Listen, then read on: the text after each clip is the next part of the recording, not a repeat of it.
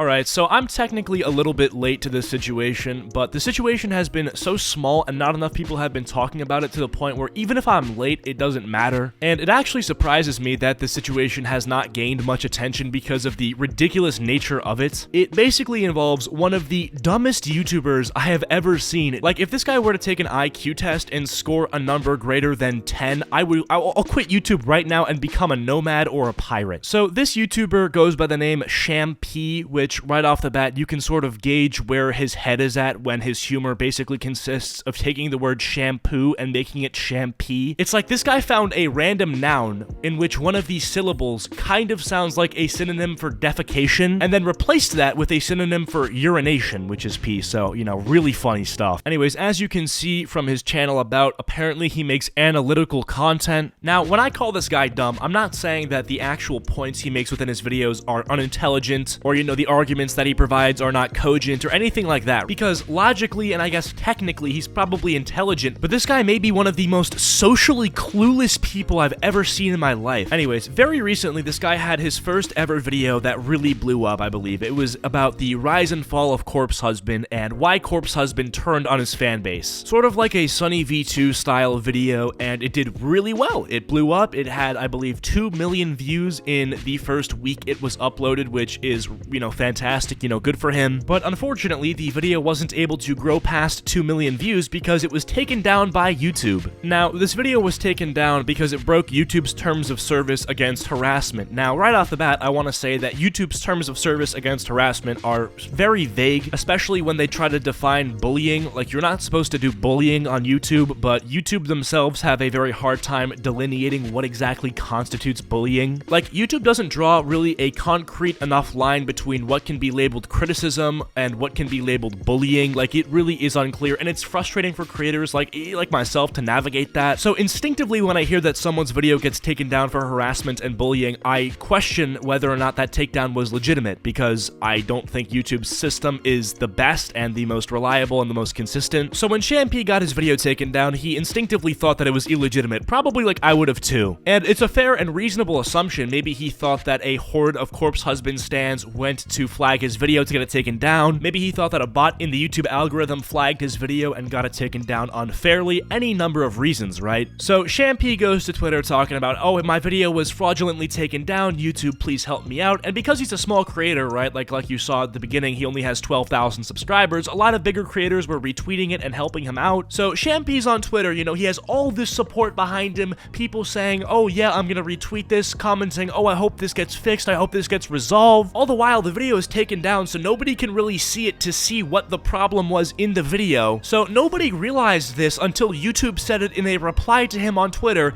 but he doxed somebody in his video. Now, because doxing seems to come in all different shapes and sizes, this wasn't some mild dox on a random person. Like, he didn't just say his friend's first name in the video when his friend was uncomfortable with that. He put, and I'm not joking, Corpse Husband's full legal name, his face, and I'm pretty sure his address. Like, dude, yeah, you're gonna get taken down for harassment. You can't just put that out there, especially in a video where you criticize the actions of Corpse Husband, because that's what he did in the video. And I don't even disagree with a lot of the criticisms made against Corpse Husband. Like, when Corpse Husband was in his prime, he definitely did a lot of things to fester stan behavior. But bro, like, first of all, how insane is that to, like, put someone's information like that in a YouTube video? Information that wasn't public, so by definition it's a dox, but all while the video has a negative connotation. Like, imagine I'm making a video on somebody who I don't like and I'm criticizing them, and then I just go on to show you, like, the school they attend. Like, what? That's psychopathic, my guy. Like, bro, no homo, but I kind of want to see this guy's balls, because they must be huge for him to go onto Twitter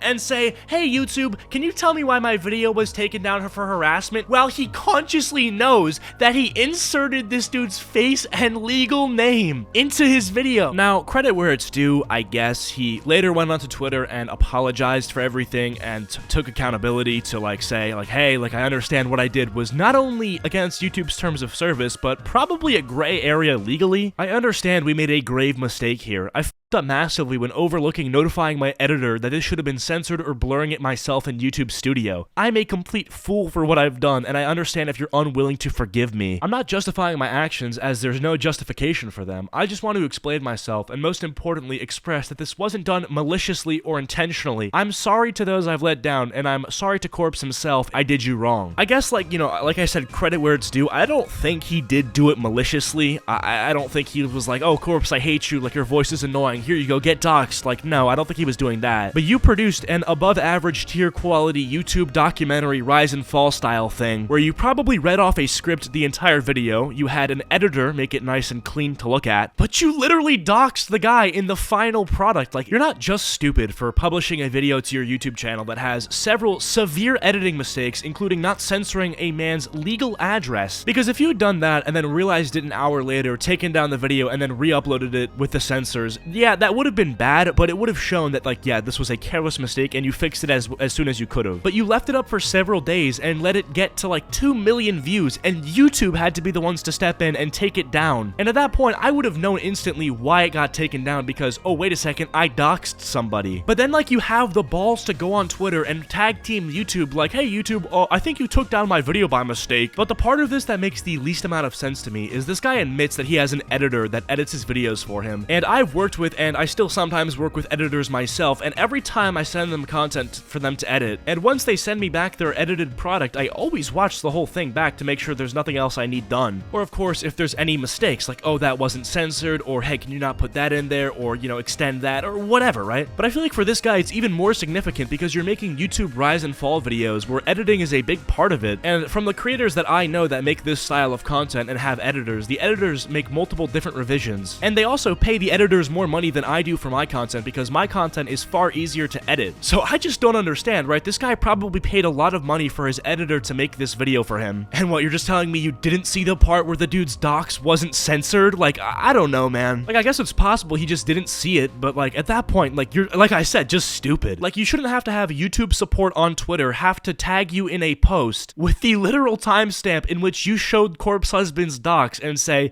here's the time where you showed Corpse Husband dox, bro. That's why we took down your video. They told you 8 minutes and 46 seconds. Like, you do understand that some random YouTube employee just took time out of their workday to find a timestamp in your video because you couldn't do it yourself. I just don't understand how you can make a mistake like this. Like, I just don't get it. Like, there's layer 1, which is you not censoring the dox yourself. There's layer 2, your editor not censoring the dox. There's layer 3, you getting the final product from your editor and noticing that the dox isn't censored and not doing anything about it. There's layer 4, uploading the video and letting it get 2 million views without changing anything, which I find it hard to believe that nobody messaged you about it out of the 2 million people that watched it. There's layer 5, you going to YouTube and asking them what's wrong with my video, even though you should have known by now. There's 5 layers of stupidity here. I don't care if it's not malicious, that's fine, you know, I'm sure you don't hate Corpse, but like, when you make a stupid decision this bad that has real consequences like doxing, do I need to get into how bad doxing is, especially for somebody like Corpse? Yeah, you gotta get called out, buddy. You gotta get put in timeout. And like, I don't even know if your content is bad or anything, and I'm not preying on your downfall, but dude, like, you can't let it happen again. You can't, you know, let these 5 layers of stupid take place. Like, you gotta do something at this point. Either fire your editor or fire yourself, bro, because one of you needs to, like, learn a lesson here. That actually makes me curious. Did he even make any money from that video? Like, yeah, it got 2 million views, but like, it got taken down. Do you still get paid if that happened? I have no idea. Is it a crazy expectation to say you should watch your video back before you post it, especially if it's sent to you by an editor? And even more especially if that video is, you know, sensitive in nature, like you're criticizing somebody doing a rise and fall? I just can't comprehend how this mistake was made and the 5 layers it went through to have been this bad. Because you could have cushioned the fall, like you could have deleted the video after the first 24 hours, but you didn't, and that's where I'm gonna end it off today. If you guys ended up enjoying this video, please be sure to leave a like and subscribe if you're new to the channel. Comment down grapefruit if you made it to the end of the video. Follow my social medias, links are all down below, and I will see you guys next time. Goodbye.